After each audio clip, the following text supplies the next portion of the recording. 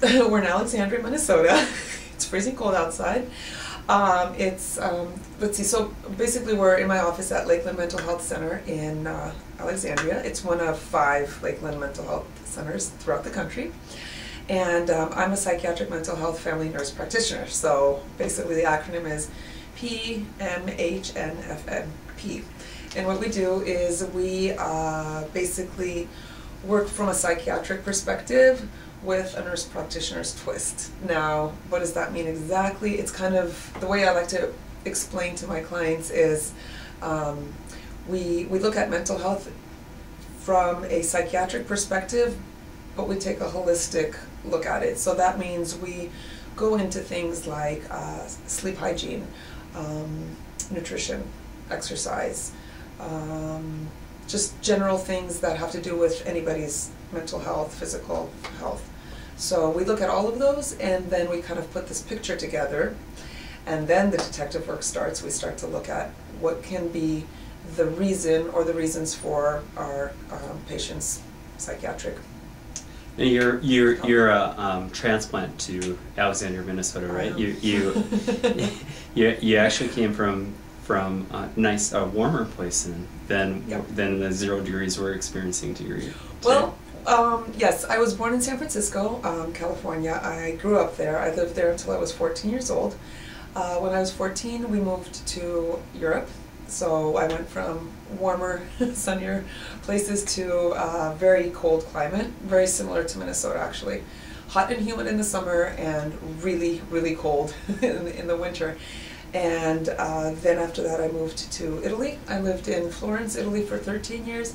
And then I lived in probably the hottest places I've ever lived in, Sevilla in Spain, southern Spain. Really hot, really, really hot. So after that, basically life is kind of a circle, I guess, and went back to the Bay Area, California. Ended up living in Berkeley. And I gotta say, people think that it's much warmer than here, but not that much warmer. Yeah, I mean, it's warmer in the wintertime for sure, way warmer, but the Bay Area, I have constantly complained about it with my husband, but just the winters are kind of mild, but the summers are not exactly my cup of tea, cold or chilly.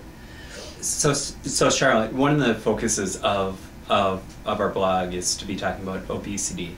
And now having a global perspective, I mean, growing up in these different countries and growing up in Europe, and knowing, you know, the percentage of people who are obese is a lot lower in like places like Italy than it is in the United States.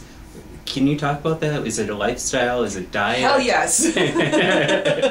Okay, sorry, I wanted to keep my enthusiasm down, but huge difference. So yes, you're absolutely right. I mean, traveling to different countries, living within different cultures, living within different socioeconomic strata, you kind of understand like what are the things that work in certain places and what are the aspects that absolutely work to a population's disadvantage, let's put it that way. And what I've noticed is because you are, let's say, in a lower social strata does not necessarily equate to obesity. And I think in this country it has come to that, and there's a lot of political reasons I think for that, and also other reasons. Let's not go into that because that's going to be a little bit too complex, and I'll get off of topic.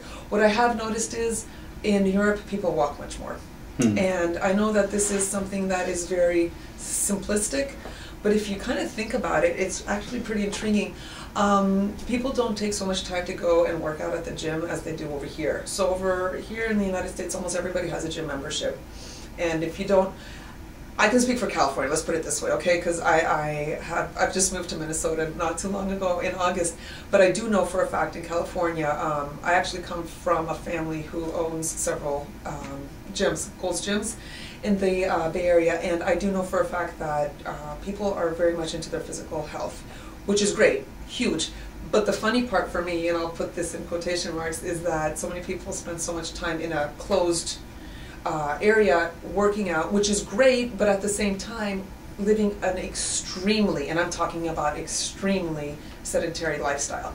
So it's kind of like you have a huge burst of energy for maybe 3 to 4 times a week, on average I'm speaking, and then the rest is sitting in the car, sitting at your desk, sitting at home, sitting on the couch, talking on the phone, you know, whatever it is. And people in Europe, for example, if they'll be on the phone, I can guarantee they're going to be walking all over the place. They're going to be doing something active. They walk places, you know, they don't have the concept of shopping malls. So even if you go shopping, you are going to be walking down several streets, and I'm talking about several streets, to get that done. Anyway, so to make a long story short, that's one thing, and I have continued to incorporate that, for example, into my life. And if anybody knows me over here, I'm usually the one that they can pinpoint, because I'm the one that's walking back and forth from work to home for lunch break, then from home back to work after lunch, and then back at the end of the day, rain or shine. And I think it has a lot to do with mental health, and I'm trying to bring the two together, the physical health and the mental health, because it's an incredible release of energy, mental energy and also physical energy. And at the end of the day, if you can get that much walking in, that's already a 40-minute workout. Mm-hmm. Now, let's talk about diet too, because I mean, number one, we should say that Charlotte is a member of Ploughshare Farm, so she's really big into the organic vegetables, right? Huge, huge. One of my main concerns when I was moving here, where the hell am I going to get my organic stuff? So I got my little sources in California working for me. They're like, Charlotte, do not despair. There's a place called Ploughshare Farm. Check them out. Here's the link. And I got signed up right away. So yes, Karen, I'm sorry. And so growing up, did you eat that well? Definitely. So yeah. I was very, very lucky, and I have to put this to it, and that's why I said it's a little bit more complex than just a political situation. I was very happy and fortunate to be born into a family of very, I don't know, critical thinkers, I guess, and also I was born in the early 70s, which was part of the whole food revolution from my perspective as I see it.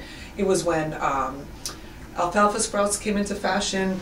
It is the time when everybody was out there living the sexual, feminist, all different kinds of revolutions, but there was also a revolution going on a food basis. And new flavors, new types of cuisines were coming, and people started experimenting with it. So my mother started making homemade bread. We ground the wheat, we made the bread, I even sold bread around the neighborhood to make a little bit of money. We had fruits, vegetables all the time, home-cooked meals. And yes, we went to maybe McDonald's once every 6 months, and that was like a huge treat, you know. So it was something that was like, wow, we're gonna go to McDonald's. And, but just like, you know, if our tooth fell out, we'd go and have an ice cream, but it wasn't part of everyday life. And I think that is like a huge difference that I find just seeing kids nowadays in America, especially that are used to eating junk food on such a daily and every meal level that it is beyond scary, because you can't even understand what the norm is anymore. Mm-hmm. I mean, is this truly our new norm, that we're eating junk food, processed, and I'm talking about highly processed food with ingredient lists this long, on a daily level, 3 times a day, and even for our snacks? It really boggles my mind, because we all know what's healthy. I mean, it's not rocket science, you know. It's like, there's so many sayings, right? If you don't know what it means, don't eat it. If your grandmother wouldn't recognize the ingredients, then it's not good for you. I mean, there's so much stuff out there that I can't believe that nobody knows what's healthy and what's not healthy. Problem is, guess what's cheaper? Guess what's easier to make? Guess what tastes better? And guess what kind of gets you addicted? Because at the end of the day, it is addictive. And junk food. Hmm. Now, let's